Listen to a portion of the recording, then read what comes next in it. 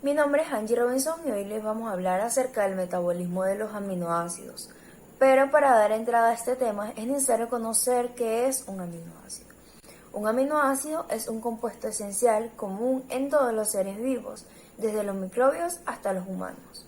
Esta molécula está formada por carbono, hidrógeno, oxígeno y azufre, siendo elementos constituidos de proteínas, que a diferencia de otros nutrientes contienen nitrógeno. Esta molécula está formada por la presencia de un carbono central alfa unido a un grupo amino, un grupo carboxilo, un hidrógeno y una cadena lateral R específica de cada aminoácido. Los aminoácidos se clasifican en tres grupos: esencial, no esencial y condicional. Los esenciales son 9 y son aquellos que no son sintetizados por nuestro cuerpo, es decir, que hay que integrarlos a través de nuestra dieta diaria. Los no esenciales son aquellos que, aunque lo obtengamos de los alimentos que consumimos, siempre estarán presentes en nuestro organismo, ya que él los sintetiza. Y los condicionales se van reduciendo a través de los años, de la edad, y por lo general no son esenciales excepto en condiciones de salud. ¿Cuál es la relevancia de los aminoácidos en el cuerpo humano? Los aminoácidos contribuyen aproximadamente el 20% de nuestro cuerpo, o el 50% de nuestra masa corporal sólida, siendo el componente más abundante de nuestro cuerpo después del agua. Es decir, que una persona que pese 50 kilogramos tiene aproximadamente 10 kilogramos de aminoácidos en su composición corporal. Los aminoácidos cumplen muchas funciones. Una de ellas es la biosíntesis de compuestos nitrogenados, tales como los nucleótidos, hormonas, coenzimas y porfirianas. Además, regulan la mayoría de las funciones esenciales de nuestro cuerpo, dependiendo del tejido y la ubicación celular. Buenos días, mi nombre es María Herrera y hoy voy a hablar un poco sobre los aminoácidos. En este caso tenemos a los aportes de los aminoácidos en el cuerpo.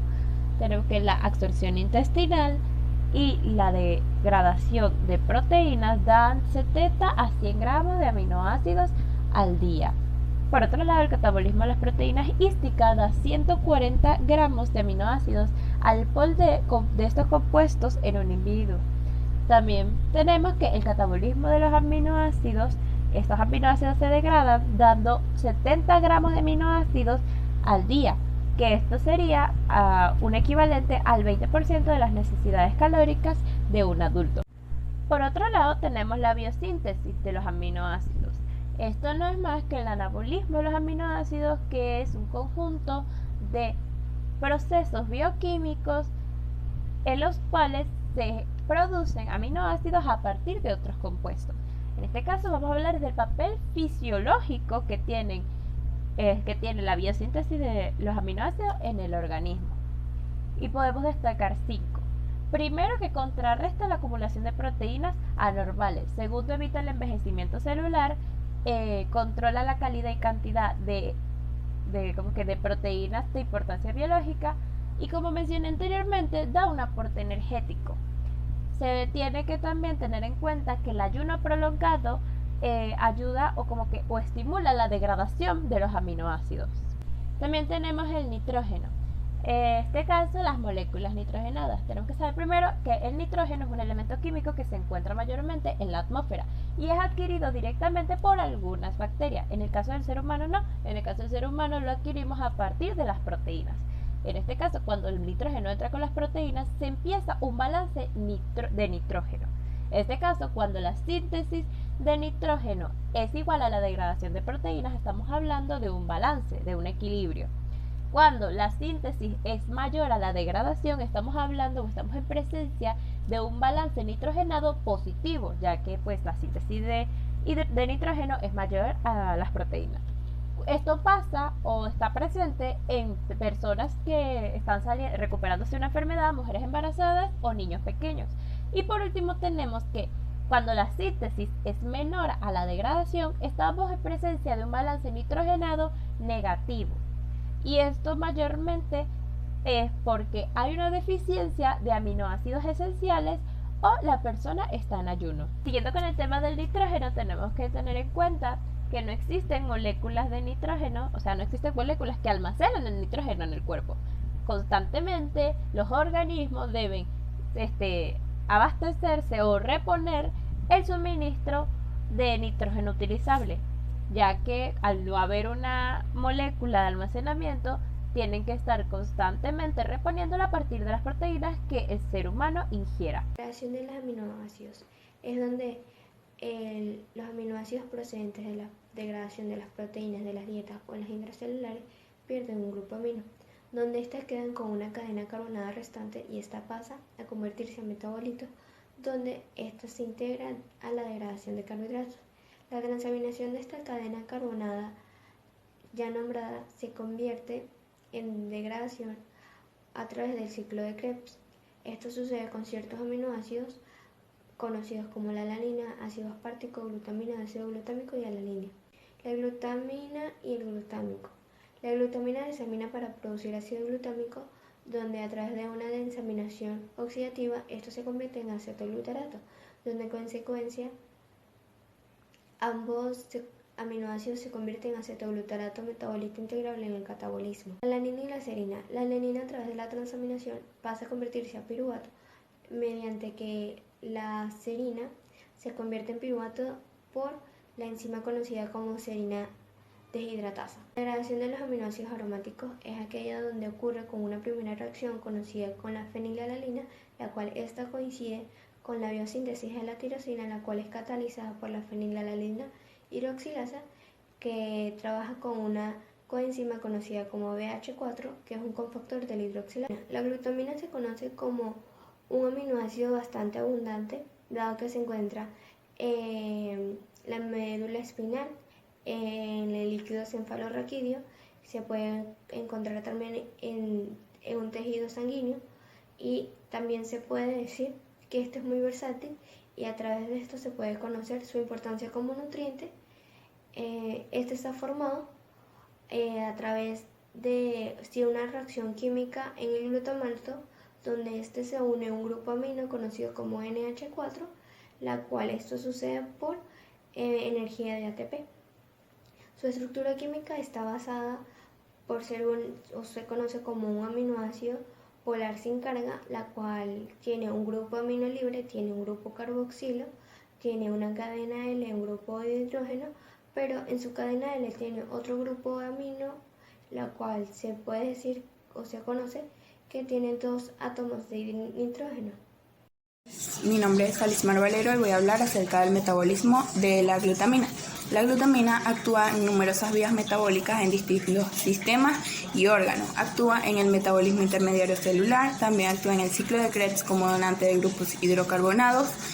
Es una importante fuente de energía para músculos, linfocitos, riñón, igual que actúa como sustrato primordial en la nucleogénesis, y junto a la alanina son los encargados de transportar el nitrógeno al riñón. Es por esto que la glutamina se ha considerado el aminoácido más versátil de la fisiología humana y se debe resaltar su importancia como nutriente.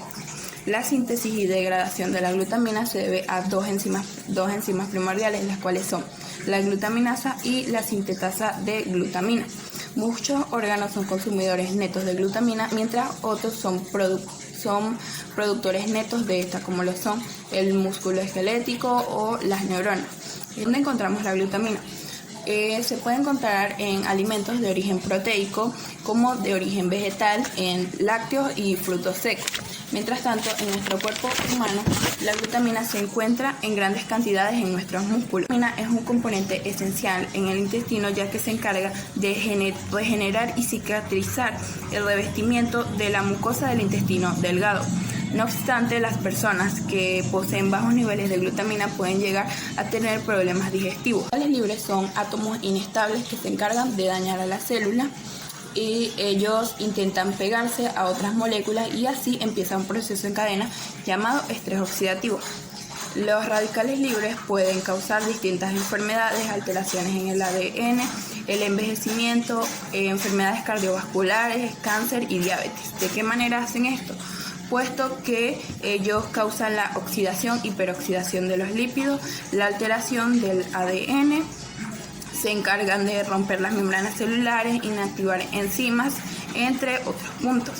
Ahora, esto lleva al estrés oxidativo.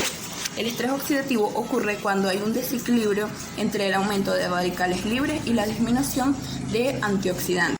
Mi nombre es Gianfranco Frías. El papel de los aminoácidos en su nutrición equilibrada. Obtener una nutrición equilibrada es importante para una vida sana. Es necesario obtener 5 nutrientes principales, los cuales son los carbohidratos, los ácidos grasos, las proteínas, las vitaminas y los minerales. La ingesta diaria de estos está establecida por la OMS, la Organización Mundial de la Salud, y otros países.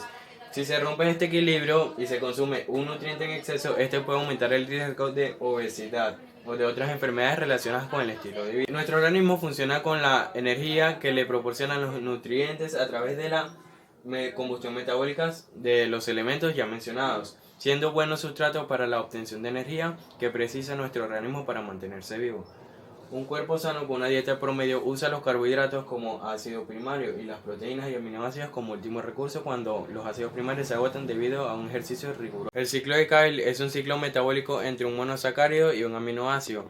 Se obtiene una serie de reacciones en las que los grupos amino y los grupos carbonos del músculo se transportan al hígado, donde la alanina juega un papel muy importante como medio de transporte. ¿Cómo funciona el ciclo?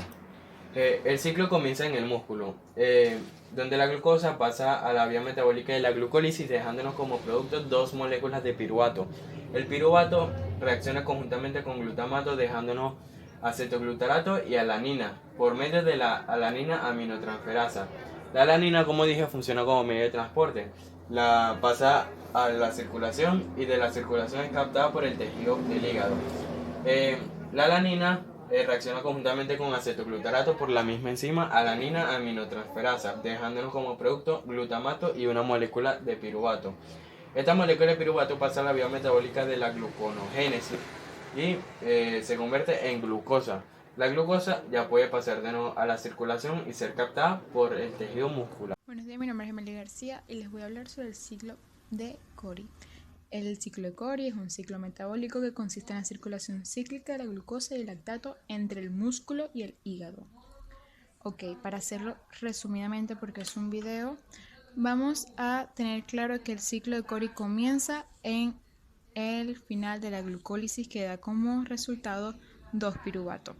Luego el 2-piruvato se fermenta, que el proceso de fermentación es cuando una molécula proveniente de la glucosa o de algún azúcar pasa a ser un ácido. Recordemos que el lactato es un ácido fuerte. Este lactato necesita ir para la circulación y luego para el hígado, pero recordemos, como acabo de decir, es parte de la glucosa o un derivado de ella, por lo tanto no puede salir de la célula sin un facilitador, una difusión facilitada, que puede ser una enzima, una coenzima, un protón o alguna proteína. Recordemos que para hacer este lactato funcional necesitamos oxidarlo por un proceso de oxidorreducción que se utiliza con el NADPH. Este se reduce y queda como NAD. Recordemos que estas son su coenzima. La LDH, que es la lactato deshidrogenasa, es la coenzima encargada de metabolizar el lactato. Una vez que el lactato tiene su coenzima, su enzima, y ya hemos pasado por esto, vamos a la circulación. Gracias a su difusión facilitada puede llegar al hígado. El lactato llega al hígado y aquí es donde aplicamos la difusión, la reacción inversa, que es con el piruvato. La lactato deshidrogenasa invierte el piruvato, lactato a piruvato, y empezamos la segunda fase.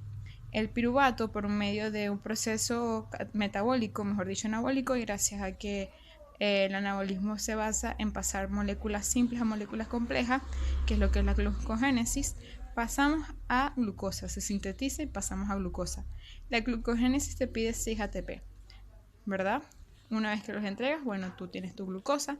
Lo que nos pasaba acá era que no teníamos la enzima encargada de pasar la glucosa por la circulación, que viene siendo la enzima glucosa 6-fosfatasa, pero en el hígado sí se encuentra, así que la glucosa encuentra en su enzima, se acopla y viajan por la circulación hasta el músculo. En el músculo ella decide si seguir completando el ciclo de Cori o almacenarse en glucógeno, que sería una base bastante aceptable.